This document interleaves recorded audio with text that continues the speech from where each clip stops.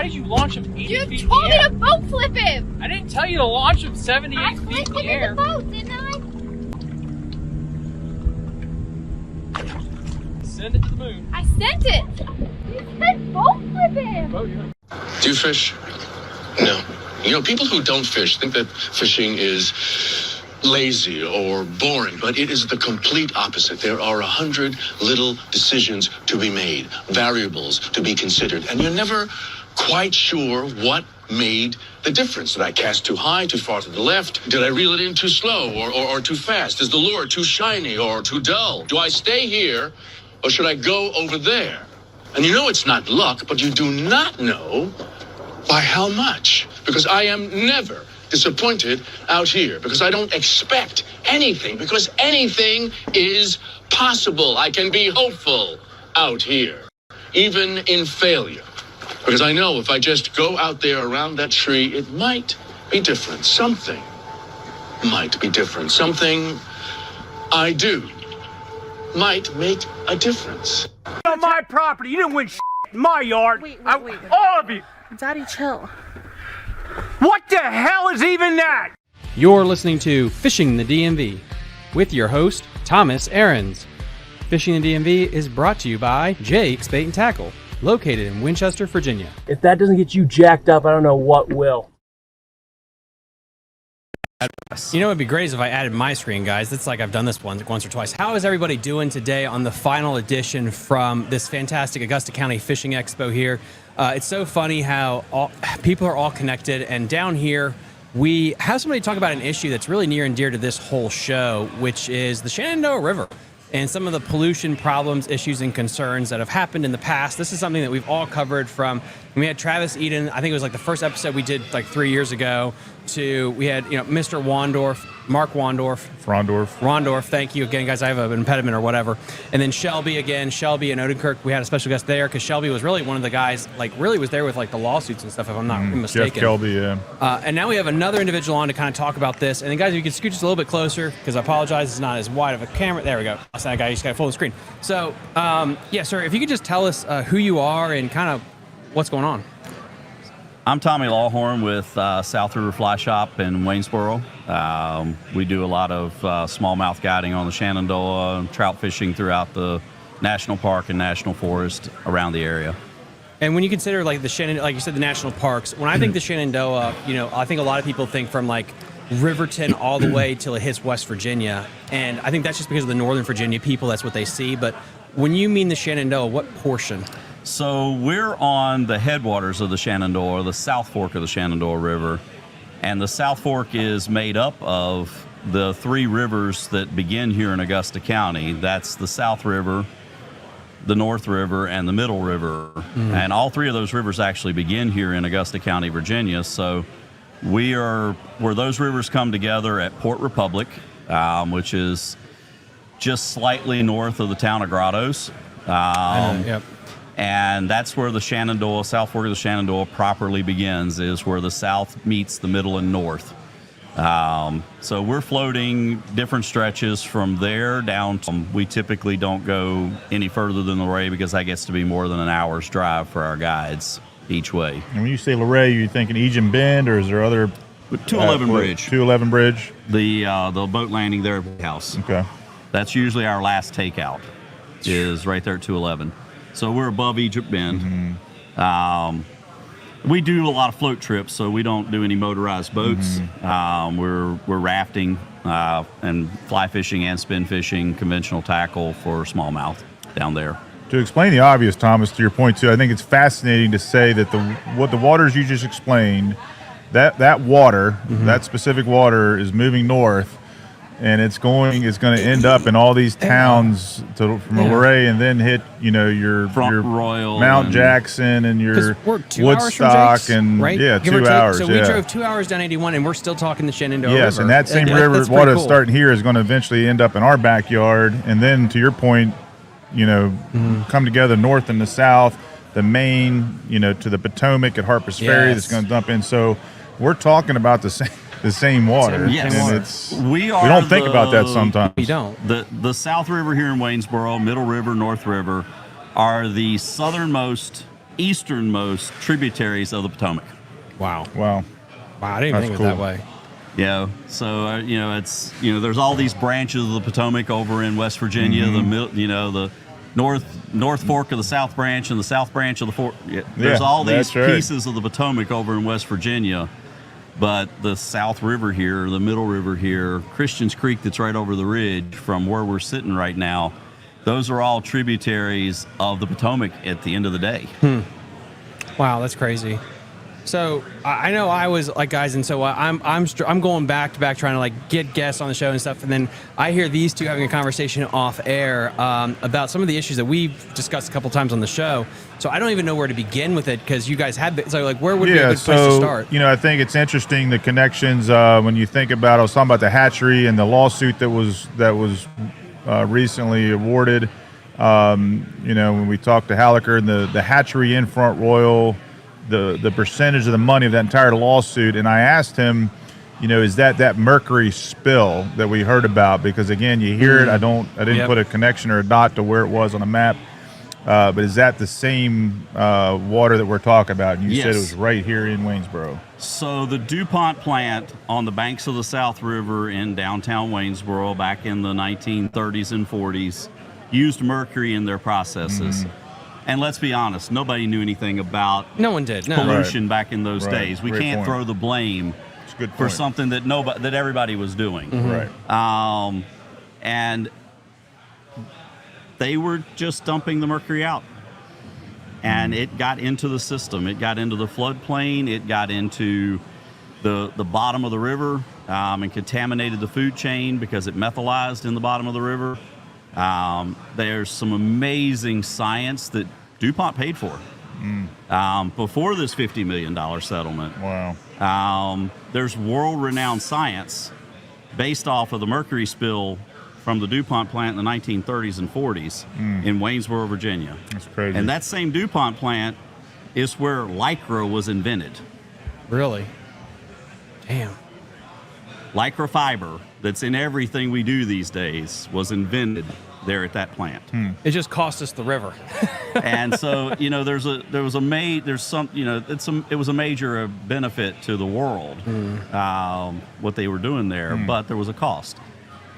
That $50 million settlement was the Fish and Wildlife Service damages to natural resources settlement. That wasn't the EPA settlement. That's still ongoing.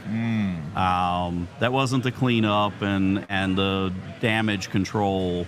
That was just the money for damages to natural resources and fishermen and hunters and bird watchers and all that, because everything that's touching that mercury, from the smallest, you know, micro bugs in the river up through the birds, the fish, the frogs, the turtles, the snails, the snakes, everything in that system is contaminated with some level of mercury. But wasn't there, and just for people that don't know, wasn't there a settlement just to make sure like everything got fixed and everything sunshines and rainbows? There's not a truly, I mean, it's kind of like Superfunds. There's never truly a settlement there. There's ongoing work. There's still ongoing work.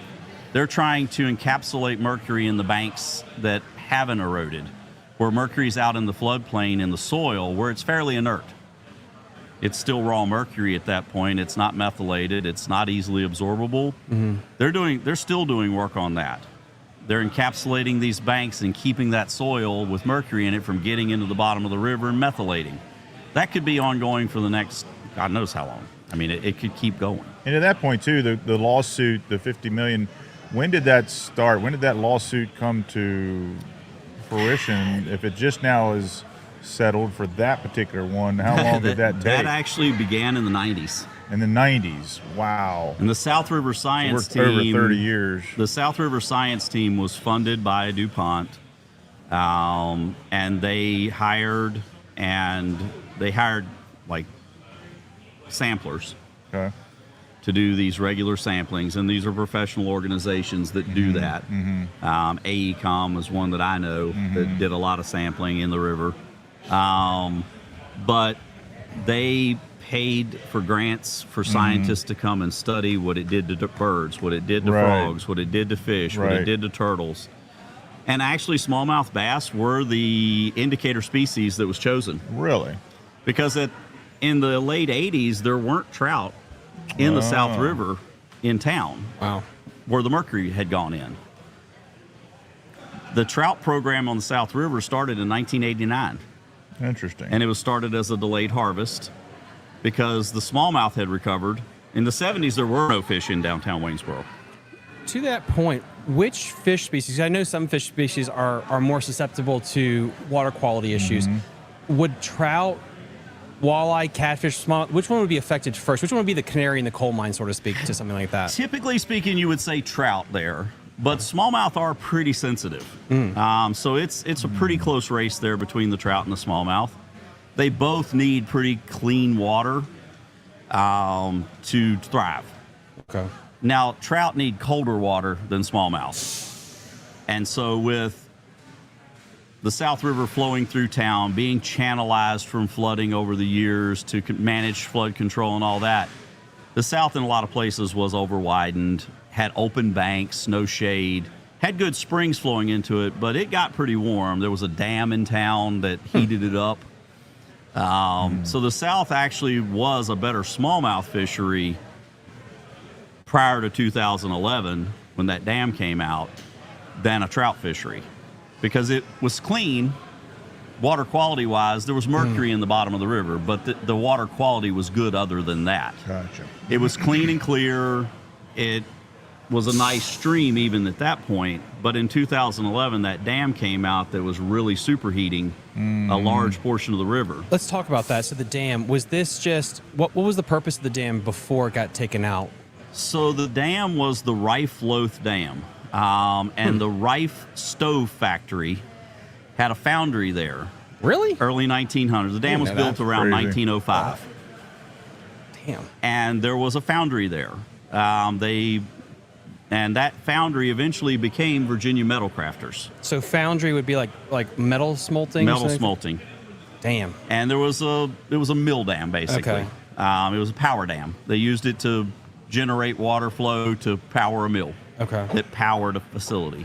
For context, like when you back a river up, so like Riverton, it's probably deepest point at the dam there is like 20 to 30, probably about 20 feet maybe, right? 15 to 20 feet at Riverton. So are we talking a dam of that size when you're backing up the river, or is it a little bit smaller? So this dam was about 14, 15 feet tall. Okay. And it backed the South River up, which is only a 40-foot wide river, 30, 40-foot wide river. It backed the South River up for just over a mile. Okay, wow. Okay, good context. So there. you had flat water, not moving very fast for over a mile. Wow. It was a top flow dam. The lower flows that were used for the mill race had long been clogged up. So the only water coming over that dam was the warmest water. That's right. Yeah, I didn't think of that. Cool. Yeah. In the summertime. And so our downstream temperatures in the summer did not fluctuate day to night. I am so glad you hit on that because we've had so many people on this show, and one thing talking about is like Jackson River, because that gets pulled right out of Moomaw. Well, that's not the top layer. That's the lower level, and that keeps the water cool. I never even thought like where the water gets pulled from a dam, how that will affect everything downstream. That's wow. So we went from water temperatures that did not fluctuate overnight on a hot day. You know, you had a hot 2 weeks in the middle of the summer, and you're getting 80-degree water coming over the top of the dam. Then shortly, maybe a half a mile below the dam, there's a big spring that comes in. We would see the water on one side of the river be 74 degrees, day and night. We'd see water on the other side of the river be 58, 62, 64. That's insane. It's just such a little thing, just a little thing like that. Just don't think about it. Once the dam came out, we actually started seeing a nocturnal variation because we killed that dam pool. We got rid of it. There's flowing water through that whole mile now. It doesn't heat up as much. It doesn't absorb that heat as much. It's moving faster. Yeah. We now see that temperature get up to 73, 74, maybe 75 during a really bad spell in the afternoon. But by the next morning, it's back down into the high 60s or even mid 60s. And so your trout that are colder water species, they have a refuge from the heat. So they get stressed in the afternoon. They don't like it, 72, 74 degrees. That's a little hot for trout. But it only lasts 6-8 hours, and then it starts to cool back down. And by morning, they're feeding again. Well, then by 10 or 11 o'clock, it's starting to warm up. They get sluggish again. They go hide. They go settle in the deeper holes and cooler spring mouths, stuff like that. Yeah, but now you were that's talking about what made it a year-round fishery. You were talking about shade down. earlier. You're talking about lack of shade, but has there been trees introduced too? There Because has that will been. also help. keep temperature down if you can shade the banks and things of that nature. Absolutely. So there's a tremendous amount more tree cover along the river now than there was in 1990. Right. Cool. There were hundreds of yards long stretches that had zero growth on them, on the banks. Why? Part of that was the old DuPont mentality before they sold the plant in 2013, was keep it looking neat, keep it looking clean. We're professionals. They kept the banks clean. The entire bank along a 3/4 of a mile of river was kept clean. In 2013, when they moved out and sold the Lycra business, the new owners said, we're not going to spend all that money keeping the banks clean. They let it grow up. So now we've got 25, 30-foot tall trees on those banks. Which is a good thing for the ecosystem. Yeah. Yes. And that whole area now is well shaded. That used to be wide open to the sun. And it was morning sun, morning to midday sun. So what I'm hearing too is business, money, dollars, production versus ecosystem, habitat, fisheries, natural resource, and it's where we can come together. Yeah. You know, to maybe be able to still do both, but you know, making sure we're considering the entire picture. Well, they're still manufacturing Lycra there. It's a different company that owns Lycra now, but they're still manufacturing Lycra there. And you know, it's a more environmentally aware system. Of course, with the laws that are on the books and everything now, it has to be. But we have seen the South River naturalize itself back to what it should have been in a lot of cases. There's still some over-widening. There was still some channelization that we can't fix easily. And we don't want to dig around and disturb a bunch of that mercury either. Right. When we talk about the settlement, or not the settlement, but the money that was given to fix this stuff, has it been used effectively to this point to help like Ground Zero? I don't think Ground Zero has gotten nearly the attention that it deserved, and the trout side of the South River has gotten $0. Why? Some of that's political. I mean, it was, you know, there was an old facility in Front Royal that was pretty defunct. They didn't have the money to fix it otherwise. We're talking about the smallmouth, the fish hatchery program? And there was an opportunity. We were in the middle of all the smallmouth kills. There was a lot of press about the fish kills on the Shenandoah from pollution, whatever whatever pollutant was causing that. That was really in the headlines when all this was coming about. And so let's do something about the smallmouth. It's connected. You know, that mercury is all the way to Front Royal. Yeah. That same mercury has traveled down the river all the way to Front Royal. It's connected. It's in the system. So, and this is what the headline is right now. You know, smallmouth was the headline throughout a lot of that time frame. Trout wasn't the headline. You know, there weren't news stories being talked about trout. And so that was where the money went, was to, hey, we've got this big problem with smallmouth. What can we do? Let's build a hatchery. Let's supplement the smallmouth population. Is that the most effective use of those dollars? There's a lot of us that think that it's not. Why? The smallmouth population in just one of these little tributaries alone will outproduce that hatchery. A healthy population in one tributary to the south or the Shenandoah will outproduce that hatchery. Smallmouth aren't easy to grow in a hatchery. Correct. It's a very complex system. More complex than a trout hatchery. Trout are actually easier. And there's a lot more research been put into trout hatcheries because trout hatcheries have been around a lot longer. There's a lot more of them. So trout are easier. But yeah, I mean, at the end of the day, everybody's going to have their opinion on that. Right. Will trout naturally reproduce? We've had trout reproduce in the South River. It's not a consistent thing, but we have found wild rainbow trout in town in the South River that were born in the river. We haven't found it consistently, but since 2014, about 2 years after the dam came out, 2.5, we actually started finding some wild rainbows here and there. And every year we find a few here and there. And that still is a challenge. I mean, we've talked about, and the state does have a lot of data points, but then you think about licensing fees. And when you think, and we talk about a trout fisherman versus the smallmouth angler, they're doing walleye, stocking a lot of walleye. Then now we're seeing a lot with the muskie. And so it's hard I can imagine, I would love to see a breakdown statistically of the angler, trout. And that's first thing we saw when we came into this area is we noticed like this is a dominant trout area as opposed to we're more smallmouth oriented than your lakes are largemouth. So that is I could see the struggle there. And these are is it proportional? And these are my favorite conversations because it's such a it's not simple, it's very complex. Right. Where trout, because of a stamp, you can replenish your trout stocking program.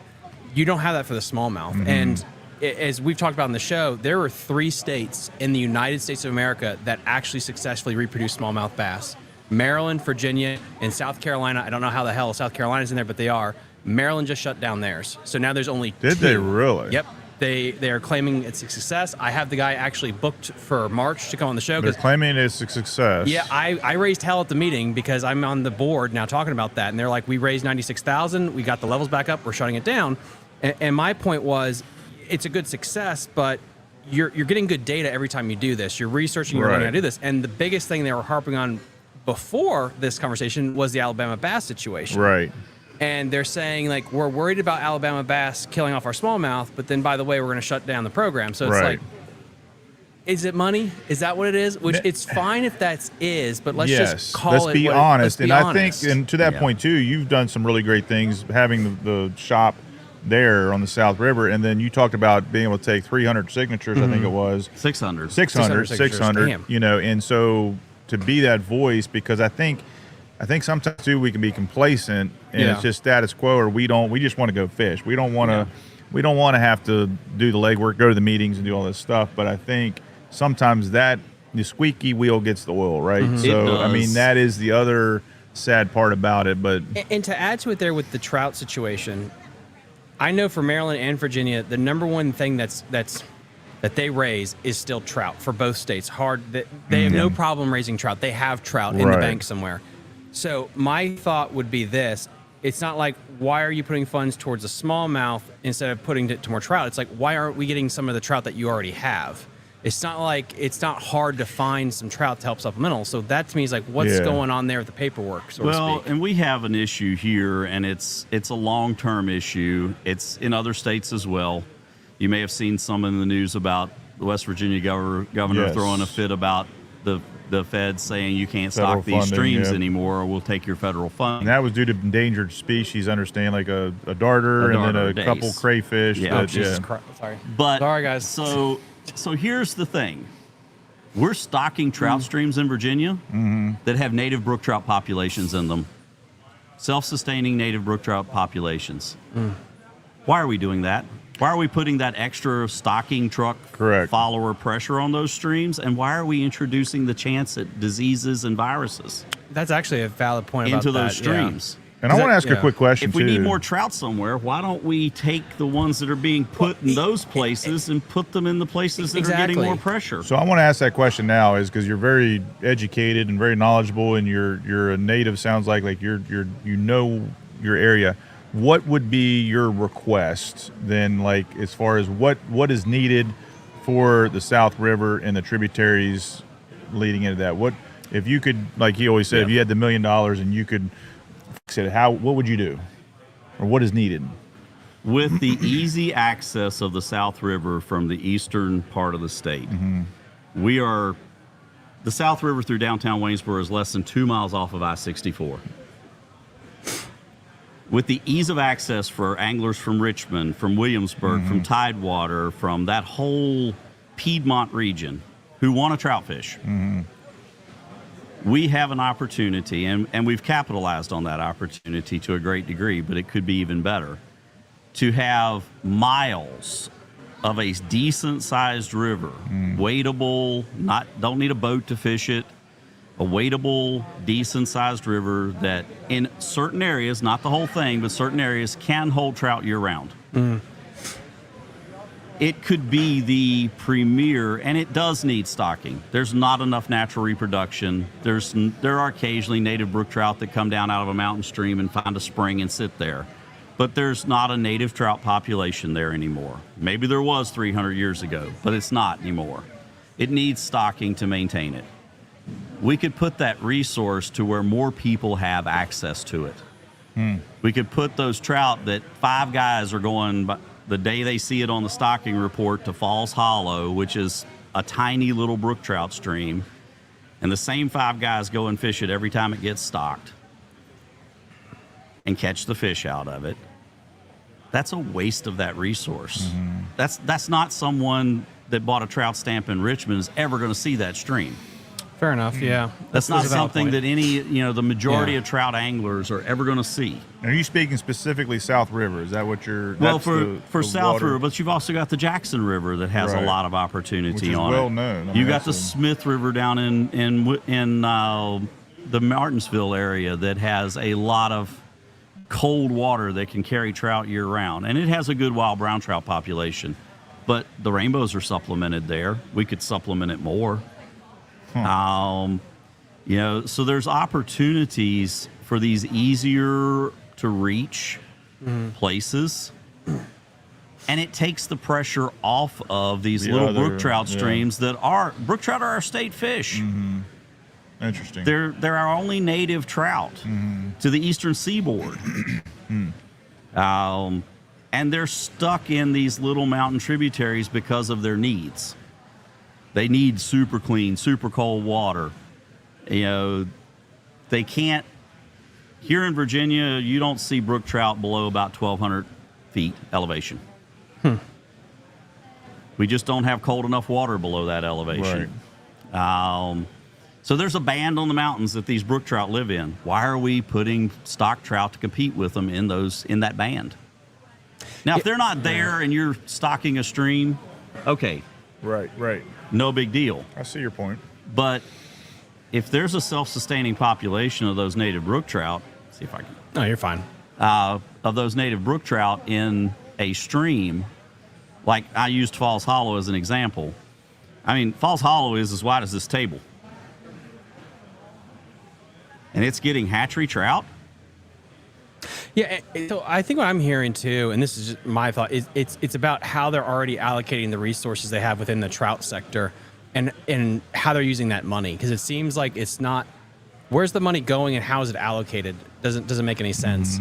Because at least, and again, I'm going to get the Maryland guys on here soon to talk to them. At least they're saying we got the smallmouth back to where they were before the big kill, and we're done. At least that makes some logical sense. And so for the Shenandoah thing, I get, like with the smallmouth, get it back in different levels you want before the big fish kills. That's fine. From the trout perspective, it sounds like, well, having trout isn't the problem here. We have a ton of them. It's how they're allocated all across the state. And it seems like that is the issue, honestly, is why are they put here, not here? Well, and there's hatchery issues that arise from time to time with trout. There are times when there are shortages. Because wasn't there a trout kill we talked about with Hallecker? They lost a bunch of fish Yeah. at one of the hatcheries this year. So there is a little shortage this year. But it's a perfect time to talk about how we're allocating those fish. If we're doing 3 stockings at Falls Hollow, even if it's only 150 trout per stocking, that's another stocking on Poor Farm. That's another stocking on the South River. That you're giving up to put them there. It is still fascinating to me because, like you've brought it up too, the trout stamp, or if like I'm a small game hunter or deer hunter, but I mean those are grouped together. But we're all fishing. We're buying a fishing license, but you have a National Forest stamp, you have a trout stamp. Like I would love to see the data and the analytics statistics on that, and what is it proportional? Yeah. And I know it's hard. This is a hard thing. I keep looking at Thomas's map there, and when you're seeing that South Fork and how it stretches all the way down almost to the Maury and then the cow pasture Jackson, the Smith down in the bottom corner, like to your point, like that, there's a lot of water. There's a lot of miles of water, and that's a daunting task. I can take you to the ridge top. They're 25 minutes from here, where one side of the ridge goes to the Maury and the James, and the other side of the ridge comes to I've Waynesboro in the heard south. of that. That's big levels. Yeah. It's part of the National Forest just south of here. Okay. It's about 20 minutes from here. Wow. So I just got a message from my friend. Hey, boss, listening live, you're doing great. He doesn't know how to use YouTube comment section. My thought is this: if you raise a smallmouth, 90% of the anglers out there are going to put that thing back in the water versus a trout that's a put and take. So which one is actually a better return on investment? That, but I think that is interesting, because if it's more or less with trout, though, there is that thing about you're going to catch and take home. So I guess it's also how you break that down too, between the put and takes versus you're just trying to make sure that you always have a healthy. A few years ago, I actually have some answers to that. A few years ago, there was the stock trout management plan update for the state of Virginia, and DWR actually did phone surveys, in-person surveys of trout stamp buyers. Okay. And around, I'm going off the top of my head on this a little bit, but they broke it down by never keep any trout, but are a trout fisherman, always keep trout. And then in between, there was sometimes and rarely on both sides of that. Sometimes I'll keep a trout, rarely keep a trout, and then sometimes I don't keep trout. It was 6 layers, 6 legs of that graph. The 2 legs on either end were almost even. It was a slightly lower on the catch and release end than on the catch and keep always end. Maybe 41 to 38. That's what I'm remembering off the top of my head, was like 41% of the people that bought a trout stamp go to catch fish to eat. Interesting. Take them home. 38 or so percent go to catch fish purely for recreation. And then everybody else fell in between. Well, if you take 38 and 41, that's pretty close to 70. So only 30% were in that middle. Interesting. And of that 30%, about half of them were rarely, and about half of them were usually. That's a good thing to bring up next time we get some guys on. I want to talk about that. That was That's actually a DWR survey of trout stamp buyers. Now, that's a little bit aged data. That's over 5 years old. But I would say from being in a fly shop, a stone's throw literally from a catch and release area, that we see more and more people, both conventional and fly, using that area every year.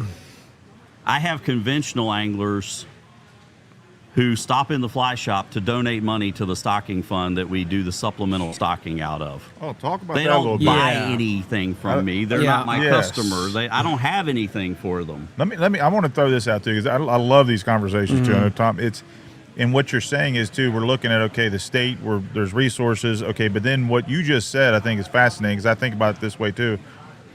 How does that supplemental work? So the supplemental stocking started in 2012. Our Trout Unlimited chapter went to DWR and said, hey, a lot more people are using this delayed harvest at that point. A lot more people are using this. Could we get some more fish? Well, we don't have any more to allocate. They're already allocated elsewhere. Well, can we buy some fish to supplement it? Well, yeah, we can do that. We can give you a stocking permit, and we can work with you on that. But you'll have to come up with the money.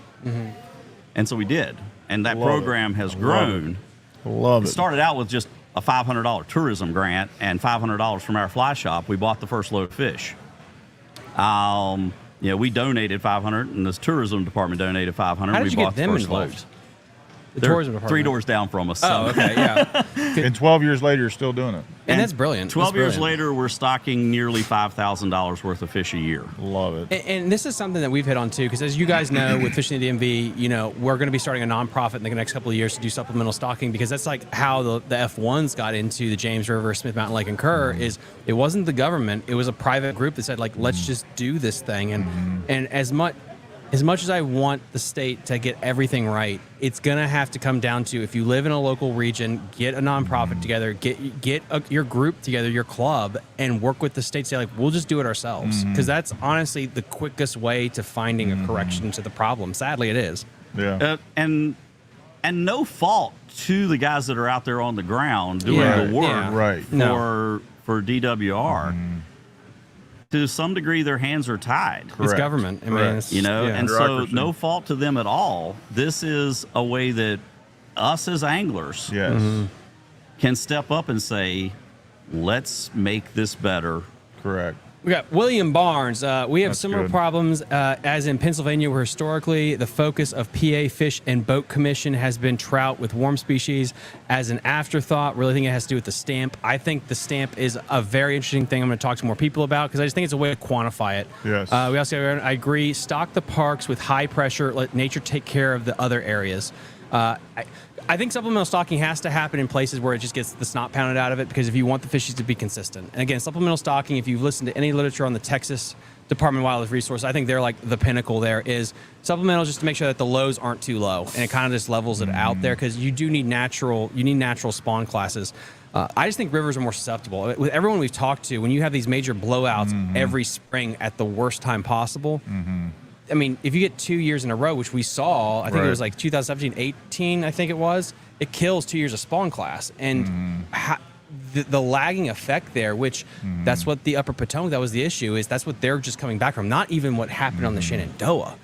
And it's different than a lake. It is, or tidal, where they can absorb so much water and it doesn't ruin, 3 or 4 years of fishing because you just killed the spawn.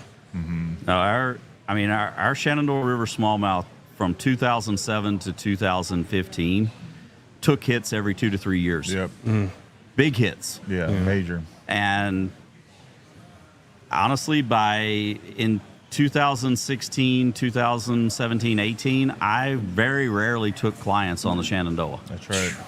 Wow. It wasn't worth it. It was bad because we were talking about this earlier too. Like, not only were you not catching, like usually you at least see fish darting. It was like a dead sea. Like they weren't there. There was no fish there. They weren't there. You weren't catching young fish. You weren't catching old fish. Yep. But it's rebounded. We've seen a tremendous rebound, and we have very successful days on the Shenandoah, the South Fork of Shenandoah. And I don't get to go, because of working all the time, I don't get to go and fish Front Royal or places like that very often. It's been a couple years since I've even been down there. But overall, the South Fork of the Shenandoah has rebounded tremendously, and we are having very successful days. Everyone we talk to is having successful days, and we're seeing recreational anglers out there in their kayaks and singles and doubles, and we're seeing other guides. We're seeing bank fishermen. Everybody's doing well, and everybody's pretty happy with it, and everybody is releasing those smallmouth. Right. And smallmouth are a little more durable to catch and release than trout are. Right. So even in a perfect situation in the South River, catch and release for 2.5 miles, we lose fish to bad handling. Yeah. We lose fish to predators. Without that supplemental stocking and the state stocking, we would have very low trout numbers in town. Are all trout species considered equal when it comes to catch and release versus put and take? As a kid that grew up with a lot of put and take, it's always been rainbows. But when I look at the brookies and the browns, is it culturally normal that you basically will consume all three, or is there ones like, well, if I catch a brookie, that's more of something that's sacred to like put back? There's becoming more of an ethic around the native brook trout. But I can tell you, as a kid, I grew up on a native brook trout stream. It was 50 yards from my bedroom window. Wow, that's cool. The older generation of hard scrabble Appalachia, my grandparents' generation, that were living hand to mouth for the most part, they ate those brook trout every chance they got. And they were considered a delicacy. And that mentality does still exist, because the grandparent tells the grandchild, these brook trout are delicious. Well, that grandchild at some point in their life is going to want to eat a brook trout. So that mentality is still out there, but there's becoming more of an ethic around, let's protect this native species that only exists in this little window and has been here since the last ice age. It's been here 30, 40,000 years. Wow. That's insane. So there is a growing ethic of, really protecting them.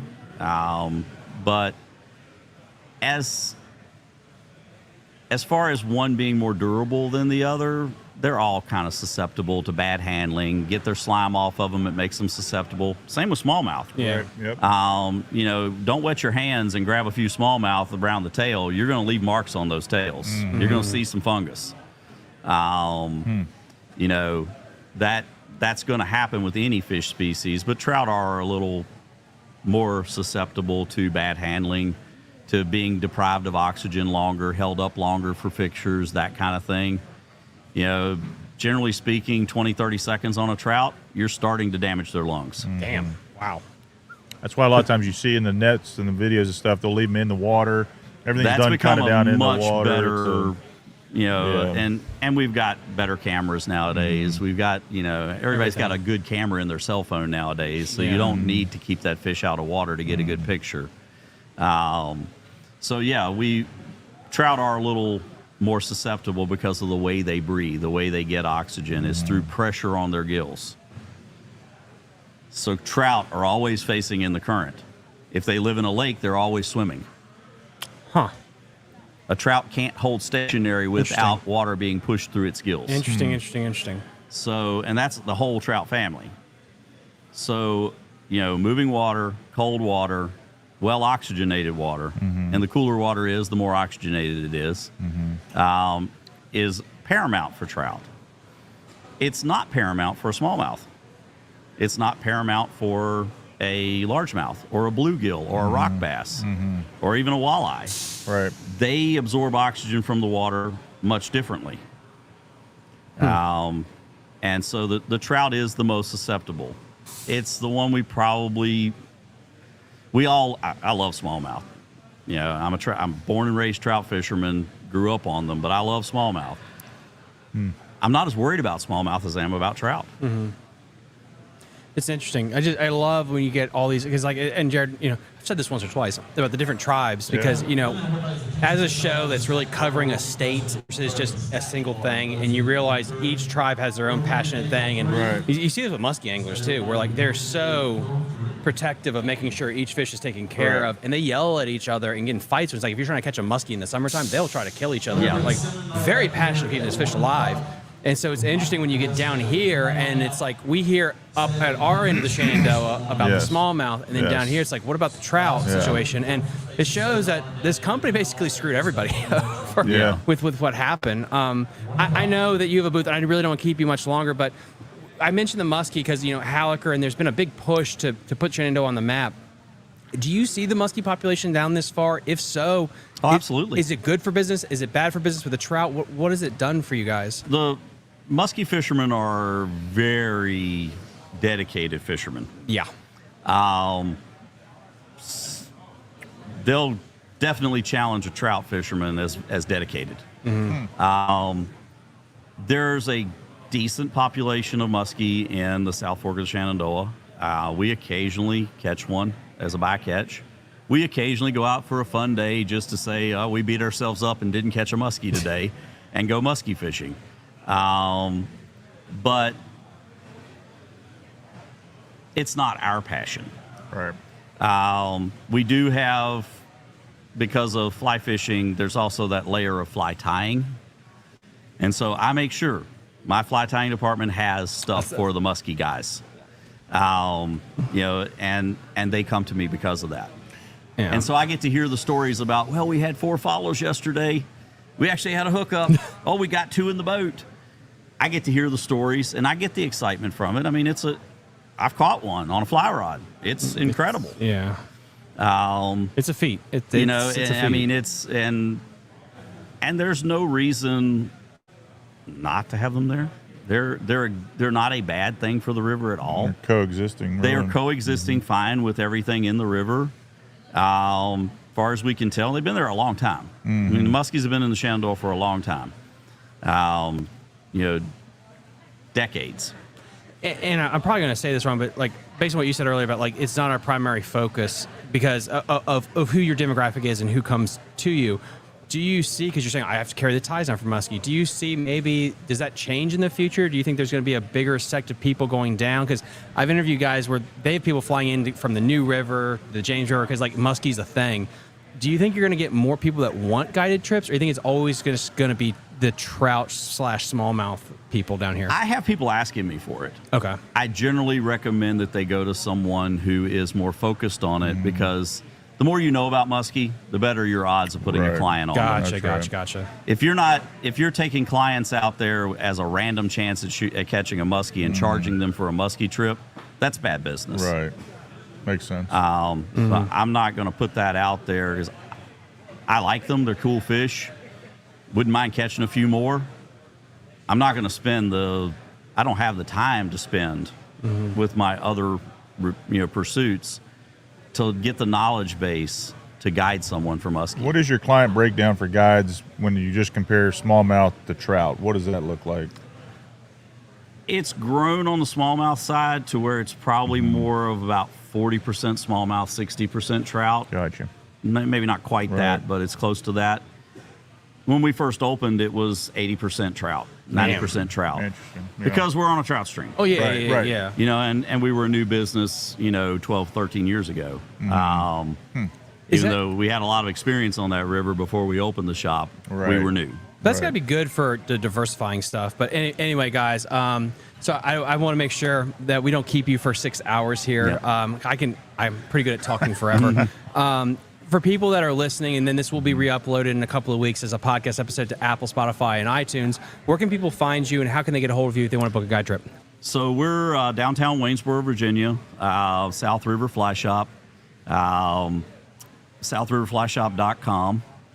We also have a Facebook page with Messenger, Instagram page, South River Fly Shop on both of the above. That's all linked. So reach out to us, give us a call, stop by the shop. Fully stocked fly fishing shop. We don't do anything else. Rods, reels, flies, fly lines, fly tying. That's what we do. And the guide service, we have, 3 boats available for smallmouth pretty much all the time. We're working on a 4th one. We have 4 guides available for trout as well. And we do everything from the Shenandoah National Park to the George Washington National Forest to the South River and its tributaries. Pretty amazing too. We were talking off with we just first met down here, but had a common person in Ryan Feehan. Yes. Ryan's been to Jake's. Ryan fished for Virginia Tech. He's helped us with our youth program, Frederick County Bass. And when you were talking, I got to thinking about the video that he did for your fly shop, which was a phenomenal job. And then when I said, well, who was it? And he said, Ryan Feehan. I said, I know Ryan. It's such a small world. It is. And, we're not too far from home, but we got a lot of connections. I took Ryan and his brother Justin out, and we went with the intention of beating ourselves up on September the 30th or October the 1st. After it cooled down, we went with the intention of beating ourselves up and trying to catch a muskie on the Shenandoah.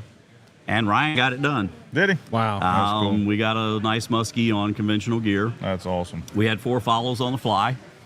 But Ryan got a nice high 30s muskie That's awesome. on conventional that day. It's good stuff. And we caught some nice smallmouth too. I mean, we weren't going to beat ourselves up that bad. That's We cool. didn't just pound muskie all day. We caught some nice smallmouth that day as well. But yeah, the community is very diverse. Yes. And we have more in common than we have in difference. That's right. Yes, I That's agree right. with that. It's a great Especially when it comes to point. health of the bodies of water. When it comes to the fish we all love, we all have our favorite. But at the end of the day, we all like being out there. Yep. It's another And quote, Thomas. That's Gotta a write closing that down. thought I right love there. it. That's Love a it. closing thought right there. Guys, like and subscribe to the channel. We're going to take a quick 15-20 minute break, then we're going to come with our closing thoughts. Again, thank you so much. Please check him out. We'll have all the episode descriptions, links in the episode when we re-upload it. We'll see you guys in a minute. You're listening to Fishing the DMV with your hosts, Thomas Ahrens and Jared Mounts. Fishing the DMV is brought to you by Jake's Bait and Tackle, located in Winchester, Virginia. If that doesn't get you jacked up, I don't know what will.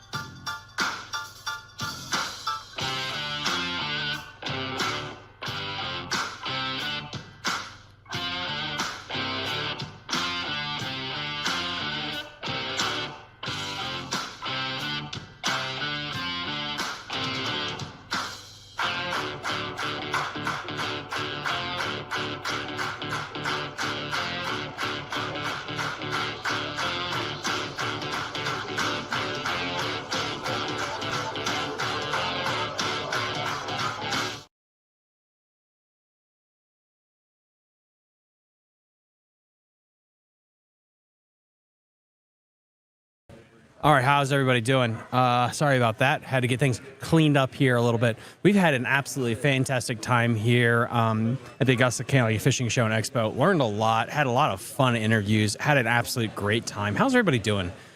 We still have so many people watching, which I'm tickled pink for. And I really appreciate everyone that has been here the whole time listening on TikTok, Instagram, Facebook, YouTube, all over the place. It's been an absolute blast. Had a lot of fun, met a lot of great people. We have about an hour and some change left in the show before we're going to be done here. And let me just kind of show you guys like what is going on the rest of the week here. Tomorrow we have, for our episode that is launching tomorrow morning, we have crappie fishing in Virginia with the Richmond Crappie Club. They are going to be people that I'm going to have, their tournament organization will be on the show. Every crappie tournament winner this year will be coming on the show. I want to start covering crappie fishing. So they're on the show tomorrow.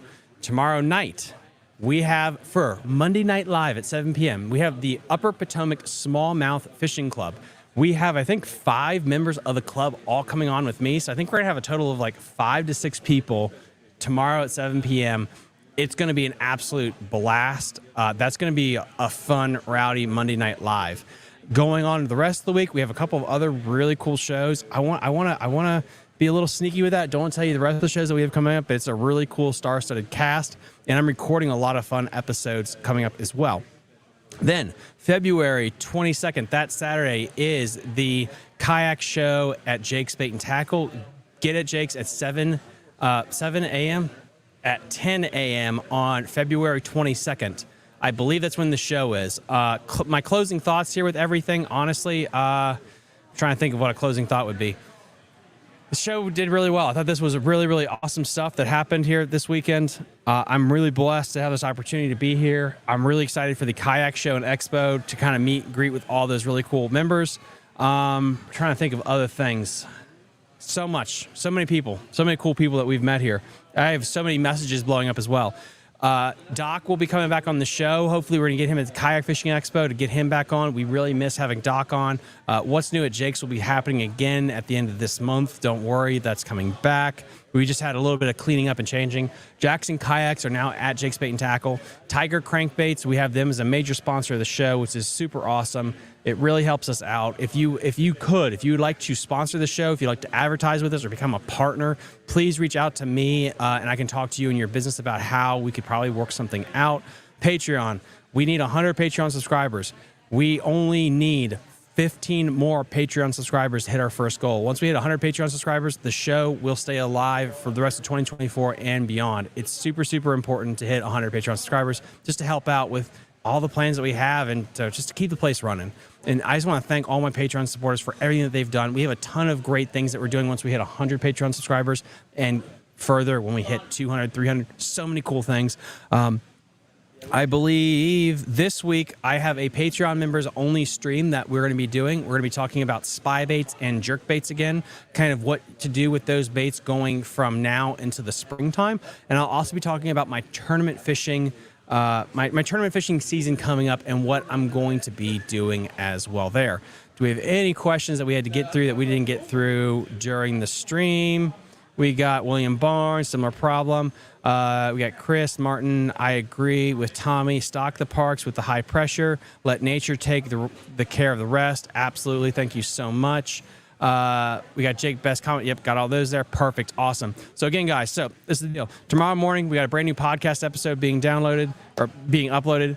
And then we have Monday Night Live at 7 p.m. tomorrow night. We have the Upper Potomac Smallmouth Fishing Club coming on, a bunch of members there.